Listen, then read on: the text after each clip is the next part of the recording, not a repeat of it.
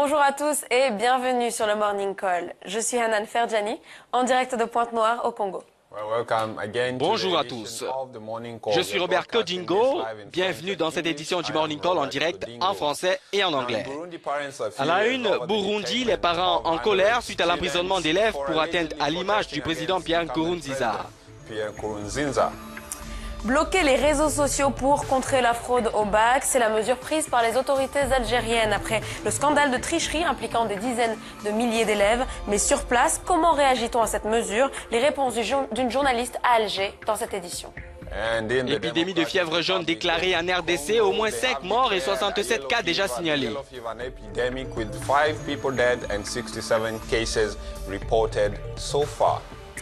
Et puis le Naira a chuté de 23% face au dollar hier après la décision du gouvernement nigérian de laisser flotter la devise. Elle était jusqu'à présent soumise à un taux fixe. On en parle dans notre page éco. Bienvenue dans cette édition du Morning Call. 10 ans de prison pour atteinte à l'image de Pierre Nkurunziza. C'est la peine qu'encourent des élèves au Burundi. Actuellement incarcérés, ils sont accusés d'avoir gribouillé des portraits du président burundais sur leur livre. Cette affaire a provoqué un tollé sur les réseaux sociaux. Les internautes ont publié des caricatures du président le représentant sous la forme d'un pirate ou encore d'un monarque.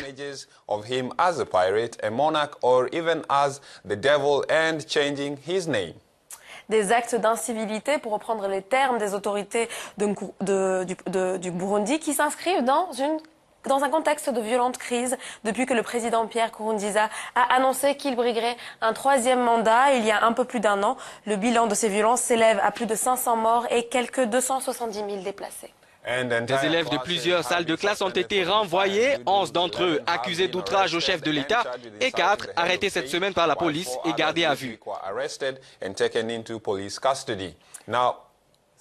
Ces arrestations sont survenues quelque temps après une visite d'une équipe de l'ONU. Jacques Shimirimana est le président de la Fédération burundaise des associations pour les enfants. Nous lui avons demandé quel est le nombre d'enfants impliqués dans cette affaire. Aujourd'hui, nous comptons d'abord 668 écoliers qui ont été interpellés pour avoir gribouillé la photo du chef de l'État. Mais ces écoliers se trouvent dans des endroits éparpillés, dont certains sont de Bujumbura, d'autres de la province qu'on appelle Ruyigi. Et aujourd'hui, la question qui se pose, c'est par rapport aux sanctions qui sont appliquées à ces écoliers. Parce que dans certains endroits comme Ruziba, Bujumbura, les éducateurs se sont convenus de pardonner les enfants et que les parents vont acheter les livres qui ont été abîmés. Et les enfants, ça fait 2 semaines qu'ils sont retournés à l'école. Mais à Moranvia, on a sanctionné sévèrement les enfants. On les a emprisonnés, ils étaient au nombre de 11. Mais parmi eux, 6 étaient des mineurs qui étaient pénalement irresponsables. Donc on les a relâchés, on les a donné une liberté provisoire. Et aujourd'hui, 5 parmi les 11 se trouvent toujours sous les verrous.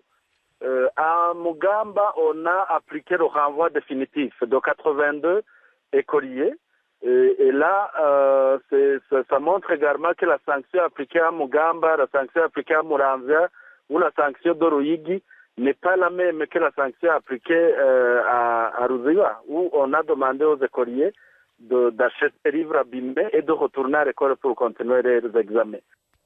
Alors, le fait de griffonner une photo du président est-il considéré comme une infraction pénale au Burundi?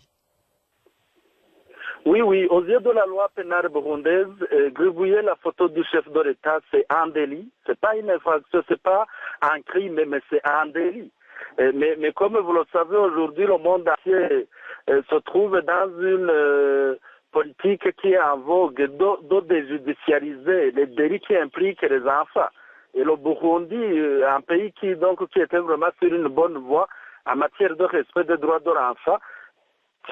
Si la procédure judiciaire va jusqu'au bout, donc les enfants risquent la prison. Donc d'ailleurs, nous avons les 5 qui sont déjà en prison dans la province de Muramvya. Nous avons 4 qui sont déjà en prison dans la province de Changuzo.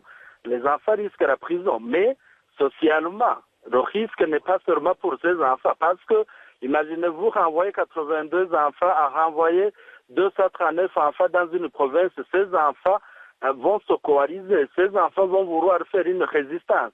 Et franchement, dans le monde entier, la sanction corrective n'est jamais éducative, n'est jamais correctionnelle. C'est pour cela que nous demandons à ce que le délit soit individualisé.